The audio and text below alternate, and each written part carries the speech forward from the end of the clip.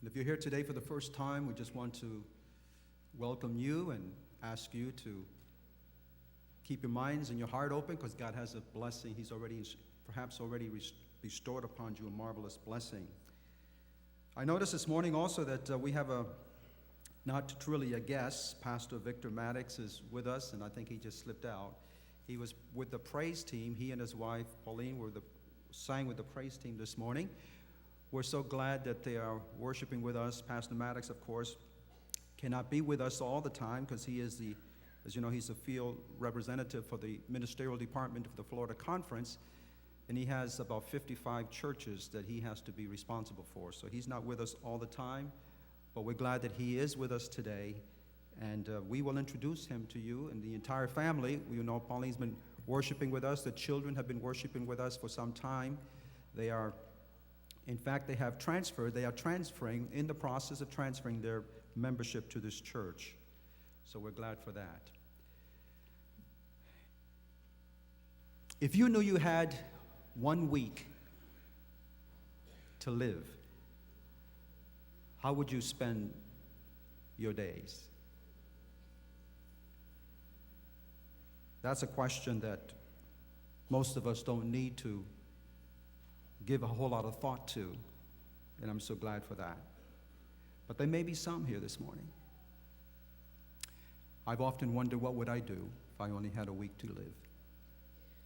Several years ago, I saw a movie. I can't even remember the name of the movie right now, but it's a movie about two guys. You know, they were just so strange, these two guys. They were complete opposites. And they both landed in the hospital.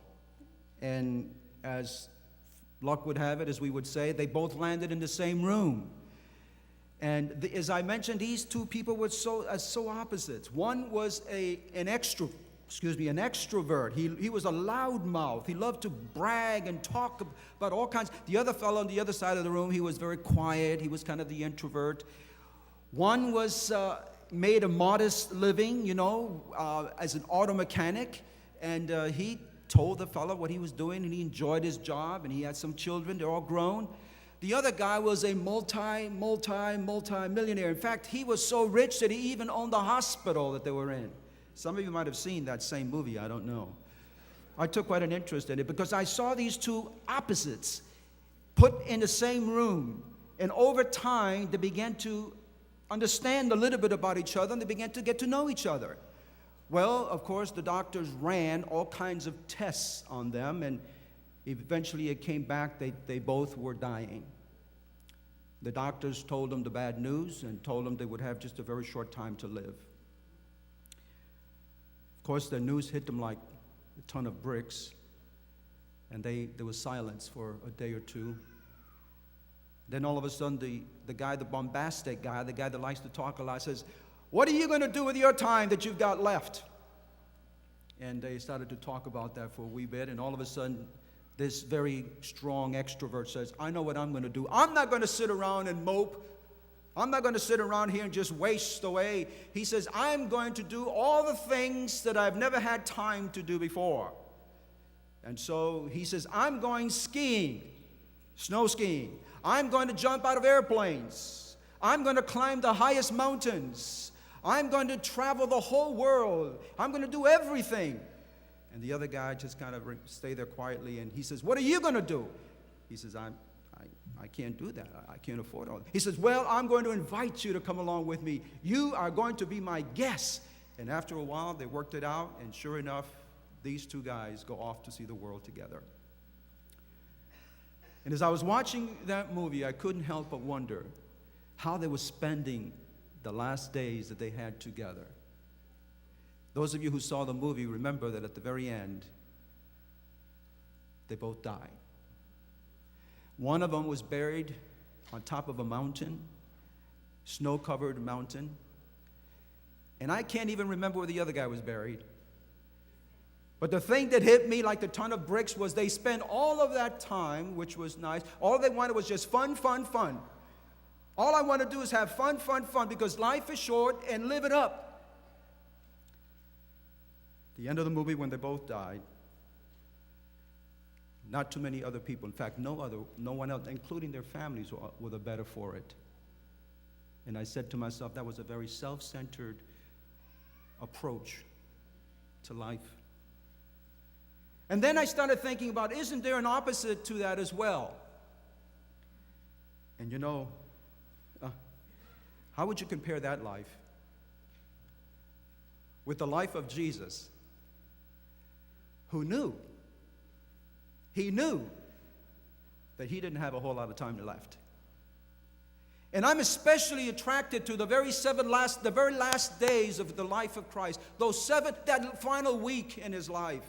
And I asked myself, how are you going to spend that time? And I'm just absolutely amazed how Christ was able to spend that time. Not thinking of himself, not worrying about fun, but wondering what kind of a legacy will I leave behind? Who will be blessed as a result of my life on this earth? I hope you give that some thought, because tomorrow, Sunday, is the beginning of what we call Passion Week. We are called to remember the events of this week. And I asked myself, why do we call it Passion Week? And as I realized, it's because this week evokes many, many passionate emotions in those who follow the steps of Christ through the week. There is great sorrow, there is great anger, there is great hatred, and there is great love and happiness and joy as the week comes to its close. This coming Thursday evening at 7 o'clock here at our church, we're going to celebrate an agape communion service. And if you haven't been to an agape communion service, we encourage you to come. This will be the time when we will spend some time in the fellowship hall trying to reminisce and trying to remember, if you please, what it must have been like on that Thursday night so long ago. Friday night, we're going to come back into the sanctuary, and we're going to review there the events of Calvary. And that's going to also be a very special event. Then next Sabbath, our focus will be, of course, on the resurrection. We're going to have a choir with us and perhaps an orchestra with us, and we're going to have parts of the Messiah that will be presented. It's going to be an uplifting service, as it should be. Jesus ends that week with great victory and great joy. And so over the past few weeks, I have been trying to give this some thought. I have been reading in the Bible, and I have been reading in the book. And if you don't have, hopefully everybody has a Bible. I hope you have all kinds of translations. But the last several weeks, I've been taking my Bible and I'm going through reading those last days in the life of Jesus, those last weeks in the life of Jesus. And I've been following that through also in the book Desire of Ages. And as I mentioned, if you don't have the book Desire of Ages, I invite you to go to the Adventist Book Center there in Miami Springs and buy yourself a copy of Desire of Ages. And if you can't afford it, please let me know. We'll get you a copy. And read through, especially the chapters 77 through 81 in that book. And read all the passages in Scripture that lead up to the great week of Passion, the Passion Week. This morning, I just want to highlight a few of those events that happened before Christ entered the city of Jerusalem on that Passover Sunday. On that day before the Passover. I remember that a few weeks, about 4 or 5 weeks before Jesus enters Jerusalem, Christ understood that he needed to head for Jerusalem, and he knew what was going to happen there. But I began to follow the steps that Jesus took as he makes his way to Jerusalem, and I noticed that he has to go to a little community that he loves so much. He spent so much time there, Bethany. And he goes there to Bethany, and before he even arrives to Bethany, somebody comes to him and says, Jesus, your very best friend is very, very sick, and he's about to die. And for some reason, the Bible says that Jesus did not go immediately. You remember, he waited 4 days, and by then Lazarus had died. And so 4 days later, he shows up, and he sees his sisters, and he says, where have you buried him? Come, Lord, we'll show you where he's buried. And Jesus goes out with them, remember, to the cemetery. And they're wondering, Lord, why didn't you come when he was still alive? You know, it's like we say, why do you come to the funeral? Why didn't you ever come to visit your loved ones when they were still alive? Why do you come when they're dead? I've heard people say the same thing. And so I can see Mary and Martha says, Lord, you should have been here before. And Jesus says, just tell me where you buried him. And so they pointed to the graves, to the tomb. And you know the story. Jesus raises Lazarus from the dead. And he demonstrates his control over death and the grave. In fact, it was the crowning evidence of his claim as the Messiah. This was the greatest of Christ's miracles because it shows his great power over death and the grave. It's an amazing thing. Many people, as you read Scripture, and as you read that book, Desire of Ages, many people were converted as a result of that marvelous miracle to Christ. But the amazing thing also is that as many people as were converted, the religious leaders were not impressed at all by that great miracle. In fact, their hatred intensified. Their hatred intensified because of the miracle. And so sometime later, I continue to follow the life of Jesus. Sometime later, on his way to Jerusalem, Jesus now goes through the community of Jericho. And I like to read about Jericho because it's got so much history. And there he enters Jericho, and he meets a little guy by the name of Zacchaeus. The children, you remember Zacchaeus. Zacchaeus was a wee little man was he. And Zacchaeus was so determined that he wants to see Christ that he climbs, as we say, the sycamore tree, and he waits up there for Christ to arrive because he wants to see. He knows Jesus. He has heard of Jesus. He has heard John the Baptist preach and talk about Jesus. Zacchaeus has already been convicted of his life of sin, and Zacchaeus has already begun to make restitution, to pay back people that he had cheated. But oh, how he wants to see Jesus. And that day he gets this chance. And from the sycamore tree, he doesn't even have to cry out. He doesn't have to crawl out. Jesus stops right underneath the tree, and he looks right up at Zacchaeus. Can you imagine that moment when Zacchaeus says, hey, look, he's looking up at me. And Jesus looks right into his heart, and Jesus says, Zacchaeus, make your way down. I want to go to your house today.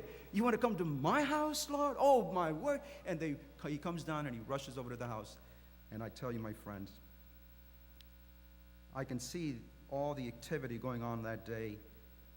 And right in the middle of the dining room table, as Jesus is eating, as he's eating his lovely lunch, Jesus stops, and he says, Zacchaeus, today salvation has come to this house. Because you, Zacchaeus, you too are a son of Abraham. For the Son of Man came to seek and to save that which was lost. And Zacchaeus can't believe what he's hearing. Me, the son of Abraham. I think I was a son of Abraham by biological, but he's telling me I'm a spiritual son of Abraham. And Zacchaeus' heart melts, and he gives his heart. And he cries out, Lord, I have already begun to make restitution. But Father, from here on, I'm going to pay back 4 times those that I owe. He was so elated, so thankful that he had met Jesus Christ, and that Christ had changed his life forever. Wow. Well, Jesus continues on his way to Jerusalem, and I understand that when he makes his way, he comes once again to the little town of Bethany. And there, as you know, that's the home of Lazarus. That's the home of Mary and Martha. And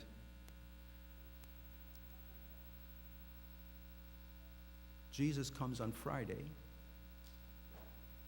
and he has a wonderful fellowship with them. And then he stays over the Sabbath, and Saturday evening, when the sun goes down, there's a knock on the door, and Mary goes to open it, and it's Simon, the Pharisee, and he says to them, come over to my house. I'll have a beautiful dinner for you. And I can imagine Mary says, we're going to your house? Yes. And Jesus, of course, you remember the story, they make their way to Simon's home. And Simon presents quite a spread for them all. And they enjoy it immensely. And right in the middle of that dinner, for some reason, odd, strange reason, Mary gets up and she goes over to where Jesus is seated, and she opens up this perfume, this bottle of perfume, and the aroma of that perfume immediately hits the air, and people begin, what is that lovely smell? And they realize that she is there pouring this perfume on the head of Jesus and then on his feet. And you know the story, how Judas reacted to the whole thing. And Jesus says, leave her alone. She is preparing me for something very, very special. Wow. The next morning, of course, the next morning is Sunday. Jesus knows what's going to happen on that day. He sends two of his friends, his disciples, on ahead. He says, please go and bring me a colt, a donkey. And they bring the colt. Jesus sits on it. Lazarus takes the donkey by the rein, and he starts pulling Jesus down to Jerusalem, 2 miles away. He's not going to walk this time. He's going to ride this donkey. And as he gets towards the city, the crowd gets larger and larger. Josephus, the historian, tells us that Passover was a very, very, very highlight, very important function in the city of Jerusalem. And people came from all over the empire just to get to Jerusalem, the great city of David. And they have come all over, they have crowded themselves. They said that over 260,000 lambs were sold that weekend. And one lamb for 10 people. And when you figure all that out, there must have been at least almost 2 million people trying to jam themselves into the city of Jerusalem. And here comes this donkey, this colt, if you please, with this young man sitting on him. And all the children are gathered around, and all the people are gathered around, and they break branches, and they start to wave these palm branches, and they start to cry out, Hosanna, Hosanna to the Son of David. And when I heard those words, I immediately, of course, remember that this was prophesied 500 years before Jesus was even born. Zechariah the prophet said, rejoice greatly, O daughter of Zion. Shout, daughter of Jerusalem. See, your king comes to you, righteous and having salvation, gentle and riding on a donkey, on a colt, the foal of a donkey. My friends, take your Bible, if you will, and let's quickly go over to the Gospel of John. The Gospel of John. John chapter 12. It's a beautiful description here of what happened that day. Remember, this is Sunday now, John chapter 12. And we'll begin reading there in verse 12.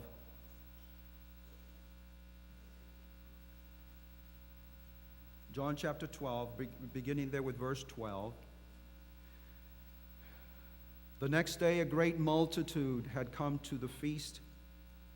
That's the Passover feast. When they heard that Jesus was coming to Jerusalem, they took branches of palm trees and went out to meet him and cried out, here it is, Hosanna! Blessed is he who comes in the name of the Lord, the King of Israel. And then Jesus, when he had found a young donkey, sat on it, as it is written, fear not, daughter of Zion, behold, your king is coming, sitting on a donkey's colt. His disciples did not understand these things at first, but when Jesus was glorified, then they remembered, and these things were written before him, about him, and that they had done these things to him. Therefore the people who were with him when he called Lazarus out of his tomb and raised him from the dead, they bore witness.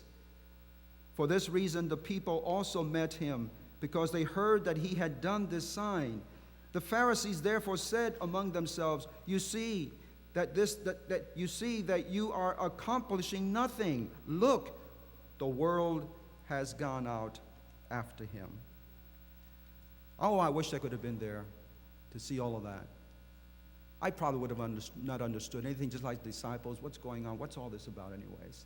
But oh, how I wish I could have been there.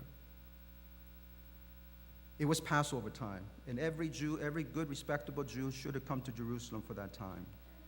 That was the time when they looked back and they looked forward. They looked back because they knew that they had been delivered from Egypt because of the blood that was smeared on the doorpost. And so they knew that that was a very special time for them. They also looked forward. They looked back because they also looked forward because they would say, we are still waiting for the great deliverer to come. The Messiah is to come. So the Passover not only looks back, but the Passover looks forward. And of course they're waiting, when is this king coming anyways? And as I mentioned before, when they see this man coming on a donkey, there are few, believe it or not, just like there are today, not many perhaps, but there were a few who studied their Bibles and they understood the prophecy of Zechariah. And when they see Jesus coming, they say, aha, here he is. Here comes the king. And I tell you, my friends, that must have been a tremendous, exciting time. The thing is that when they see this king coming, they realize that when he rides on a donkey, it doesn't really mean that he's coming in to conquer anything. So there has two groups in Jerusalem. Those that are looking at Jesus and understanding the prophecy of Zechariah and saying, yes, this is fulfillment of prophecy, and he must be the Messiah. And then there are others that are saying, but you don't understand the prophecy, because if he is really the king of Israel, then he must come in as a conqueror. And sitting on a donkey doesn't tell me that he's very much of a conqueror. He should be coming in a chariot. He should be coming in on a white stallion. He should be coming in with a lot of other strong people, officers, but he's coming in on a donkey. Not even a donkey, a colt. They can barely hold him up. And there's confusion in the city. There's confusion. The thing that I'm really amazed with as well is that when a king came riding in, he brought all his trophies with him.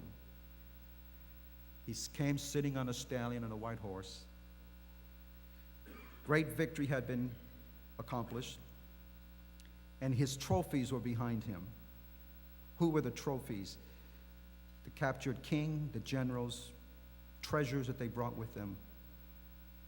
And there also followed a huge train of people who were captive. And these people in Jerusalem say, he doesn't bring any trophies. Jesus comes into the city, sitting, as I said, on the donkey, and he is coming in a victorious sign because people are still yelling out. There's no train of mourners, however, no train of mourners, captives behind him, nor his trophies were those that had been rescued from Satan's power. You know, when I was reading this week in the Desire of Ages, I said, what were the trophies that Jesus brought into Jerusalem that day to show the world? And I jotted down some notes here. The trophies were the blind whose sights he restored were leading the way. Can you imagine? The blind who he had restored, they were leading the way. The dumb whose tongues he had loosed shouted the loudest hosannas. The cripples whom he had healed bounded with joy and were the most active in breaking the palm branches and waving them before the Savior. Widows and orphans were exalting the name of Jesus for his works of mercy to them. The lepers whom he had cleansed spread their untainted garments on his path and hailed him as the King of glory. Those whom his voice had awakened from the sleep of death, they were there as well. Lazarus, whose body had seen corruption in the grave, but now he rejoiced. He led the beast on which the Savior of the world rode. Wow. I said to myself. The Pharisees saw this and says, what is this? Ragtag people, and of course Jesus, these people wouldn't you be rejoicing if you were blind one time and now you could see? If you were a leper one time and now you're cleansed? If you were dead and now you're alive? And these are the people who are screaming out, Hosanna to the Son of David. He is the Messiah. The Pharisees look on this and they're enraged.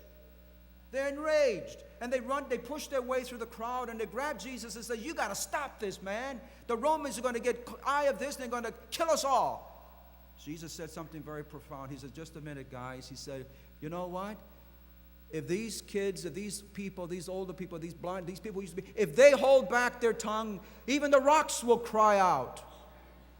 And I says, the rocks will cry out. Yes, what Jesus is saying is even inanimate nature understands that something very important is happening. And you, the people of Israel, have no clue what's going on. But these do. These who were blind but now can see, they understand. These who were crippled but now they can walk, they understand. These who were dead at one time but now they live, they understand. And you who are claimed to be alive, you're dead, for you do not understand. There was that one crowd, that small group in the crowd, who were hoping for a mighty military deliverer.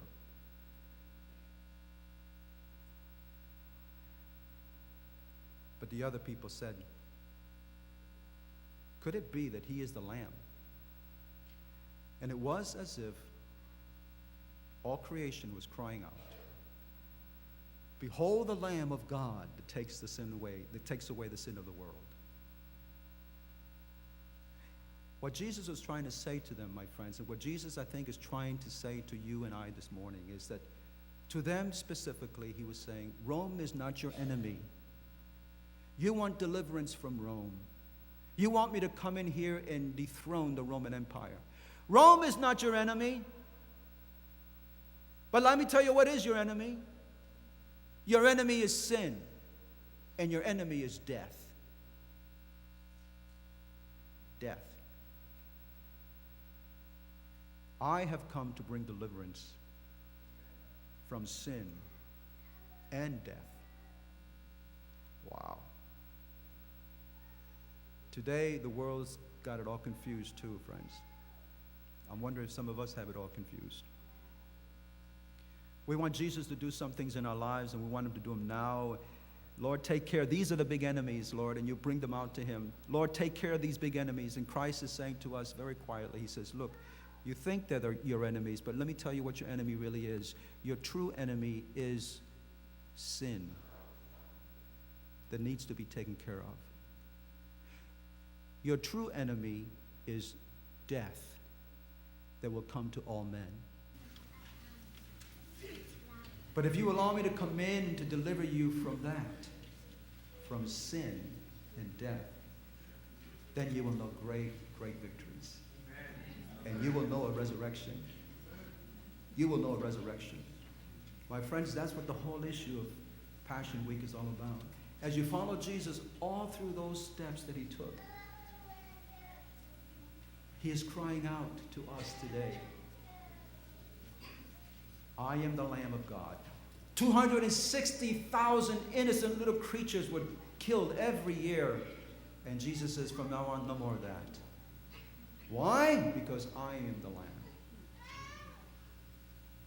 I am the Lamb. I will die, but I will not only die, I will bring victory. And you just wait until Sunday morning. Friday, it looks as if you know what happened Friday. And Thursday night, it was a bad night for Christ. And as I think of that Passion Week, I think, oh my word, the things that are waited for him. Wednesday, he spends a tremendous amount of time in prayer. On Tuesday afternoon, he goes up to the Mount of Olives. I try to follow all those steps. And up in the Mount of Olives, Jesus sits there, and he goes into the temple, and he comes out for the last time, and he climbs the Mount of Olives. And his disciples come to him and says, Jesus, look. Isn't this a beautiful day, Jesus? Jesus, look over there. There's the temple. That's the temple that our forefathers built. Look at those marvelous, marvelous marble stones. Jesus, isn't that an work of art? And Jesus says to him, let me tell you something, friend. 40 years from today, Jesus didn't give him the exact time, but that's what it was. 40 years from today, every single one of those stones will be destroyed, will be knocked down. Jesus could see it all. That was Tuesday. Wednesday was not a very good day for him either. Thursday was a horrible day. The Last Supper. And yet the Spirit of Jesus, his joy, the sense of serenity that he has, as he sits around that table, he knows what's going to happen. He eats the supper with them. And then he says to them, one of you is going to betray me tonight. And they all kind of looked at each other. You remember that. Lord, is it I? Is it I? That night, right after that, of course, he makes his way to the Garden of Gethsemane. Then he appears before Pilate and Herod and Pilate again. He's whipped, he's kicked, he is spit on, he is stripped of all pieces. He has absolutely no... We're talking about shame this morning. He was stripped when he hangs on the cross on Friday afternoon. He is naked. And all the blood coming out of him. But that's not the real pain. We all know that. The real pain was when he realized that his father was beginning, because he had become the sacrifice at that time. He was the sacrifice that would take away the sins of the world. And as the sacrifice, the father sees his son, and the father cannot bear the sign of sin, all the sin poured on the son. And Jesus cries out, my God, why have you forsaken me? He felt separated from the father. He had never, ever felt that experience before. He and the father were just like this. But for that day, my God, where are you? Why have you forsaken me? And there he suffered your death and mine, your guilt and mine. But then comes, of course, as we know, the next day. So friend of mine, listen, take some time this week. I strongly encourage you to take some time this week and try to retrace those steps. Read in that book. Take your Bible and read all those passages that have to do with Jesus' final days. Let it move you. Let it sink in. And then you too will, as the week comes to an end, you will be singing out, Hosanna! Hosanna to the Son of David. Blessed is he that comes in the name of the Lord.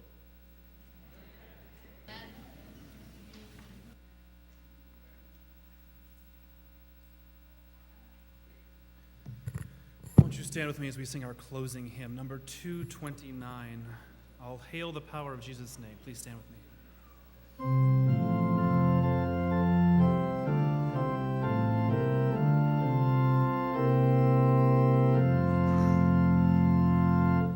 All hail the power of Jesus' name, let angels prostrate fall, bring forth a royal diadem, and crown him Lord of all. Bring forth a royal diadem, and crown him Lord of all.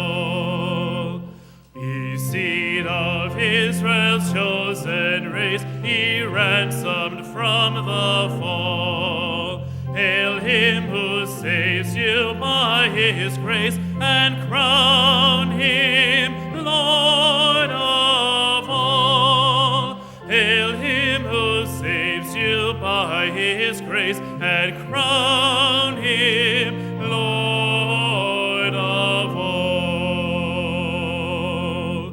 Let every kindred, every tribe on this terrestrial ball to him all majesty ascribe, and crown him Lord of all. To him all majesty ascribe, and crown him Lord of all.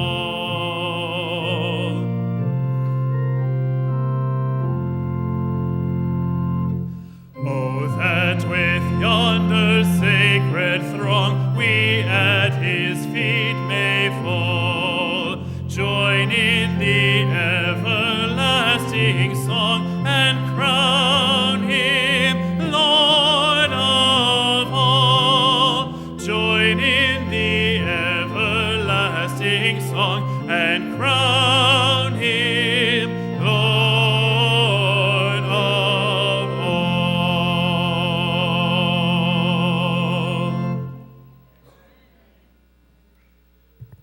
Father, we want to thank you once again for the marvelous message of the gospel. Thank you for those days that you came to this earth to spend with us. And thank you especially for those last 7 days.